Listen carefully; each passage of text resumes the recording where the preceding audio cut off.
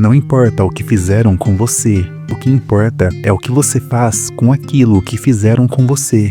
Você já foi assombrado pela ideia de liberdade? A sensação de que sua vida depende exclusivamente de você pode ser libertadora para alguns, mas sufocante para outros. Mas antes de toda essa liberdade, na verdade, antes mesmo de você ter consciência, o rumo inicial de sua vida já estava bem traçado. Afinal, você não decidiu nascer no Brasil, ser rico ou pobre, ser bonito ou feio.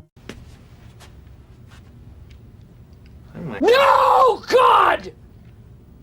No, God, please, no! No! No! No! Por isso, essa frase de Sartre nos é um excelente ponto de partida, pois, antes de você entender por que é a sua liberdade que causa a maioria de suas crises existenciais, você precisa dar um passo para trás e realmente entender as origens de sua liberdade, ou a falta dela. Você está muito focado no que você controla, e a autoajuda moderna nos mantém com um foco extremamente alto nisso. Mas, antes de tudo, é preciso saber o que você não controla. Existe toda uma gama de circunstâncias em sua vida que lhe são impostas, e a isso damos o nome de contingência. Suas possibilidades são enormes, mas elas são muito diferentes de um jovem francês rico e também muito diferentes de alguém nascido na Etiópia. Mas podemos também diminuir a escala e, quem sabe, pensar nos seus planos para essa semana. Digamos que você tenha planejado voltar para a academia, mas seu carro quebrou. Além de não ter mais como se locomover, você teve que gastar o dinheiro da mensalidade.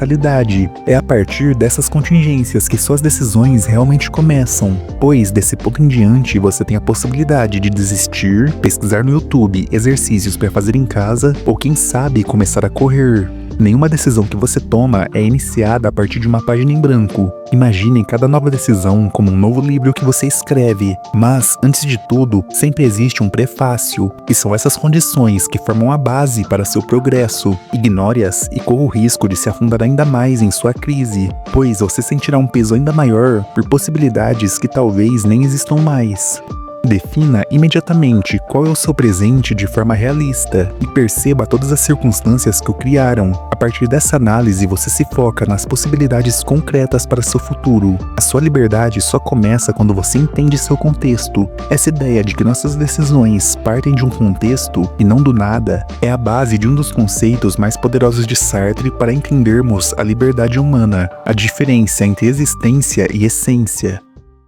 Para ele, diferente de qualquer objeto criado por nós, a princípio, o ser humano primeiro existe e só depois sua essência é criada. Nesse caso, podemos definir a essência como a função de um objeto. Por exemplo, uma tesoura é criada tendo em vista a função de cortar. Antes mesmo dela existir, ela já possuía essa função. Na verdade, ela só existe por ter essa função. Esse conceito é o contraponto perfeito para a frase "penso, logo existo", pois, antes de mais nada, existimos. Qualquer pensamento ou qualquer liberdade é posterior ao fato de existirmos. E toda existência é fruto de processos aleatórios e fora do nosso alcance.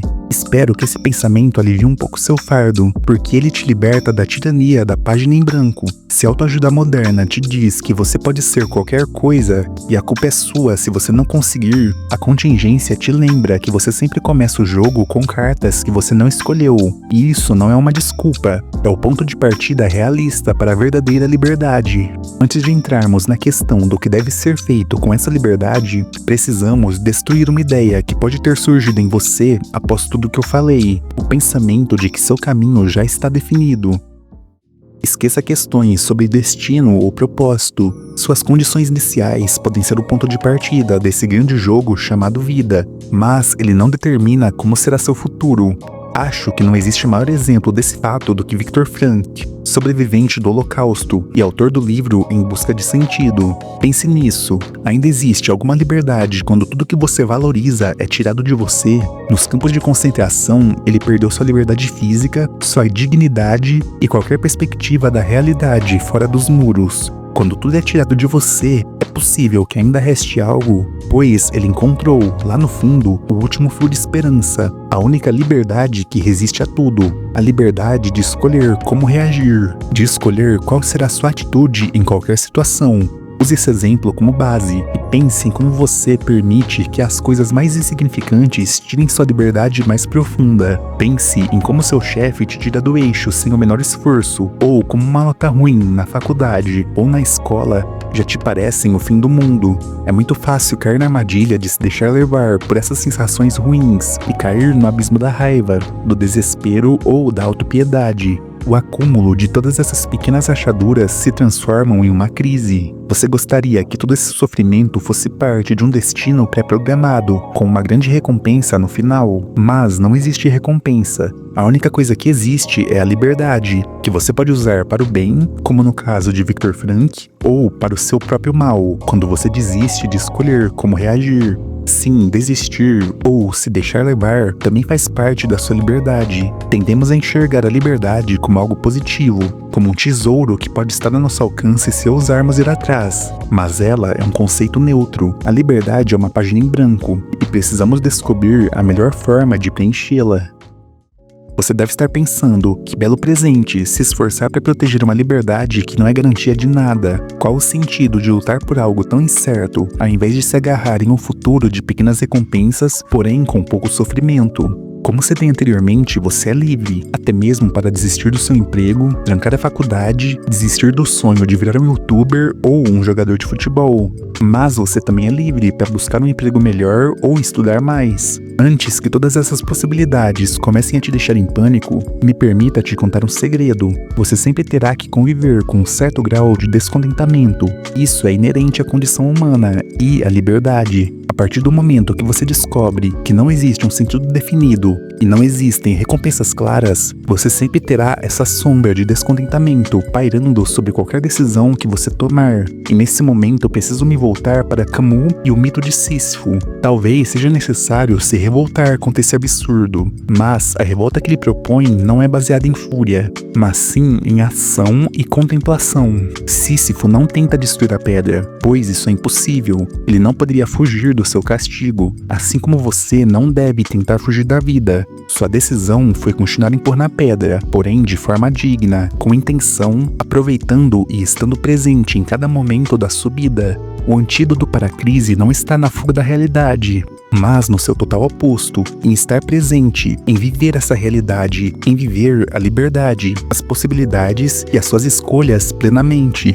Está também em escolher com quais cores você pintará esse quadro em branco. E se não gostar das cores atuais, você é livre para escolher outra cor a qualquer momento.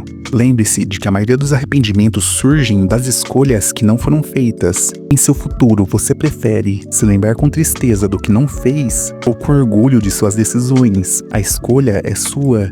Se as ideias de Camus fizeram algum sentido para você, te convido para assistir ao vídeo que está aparecendo em sua tela, onde exploro um pouco mais as ideias dele. Antes de ir, te peço que, se gostou do vídeo, deixe um like e se inscreva no canal. Isso é tudo que eu te peço para me ajudar nessa jornada.